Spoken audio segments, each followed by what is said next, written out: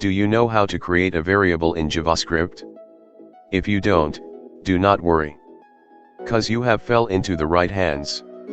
Hello all and welcome to my channel. I am the Virtual Thug 9 and this is 1-minute tutorial series. To get straight into it, open your file in a text editor. I prefer Visual Studio Code.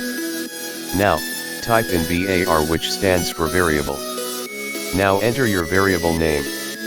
Then to assign a value, space, equal to, space, quotation marks, and your variable value. It's that simple. Thank you for watching and stay home, stay safe.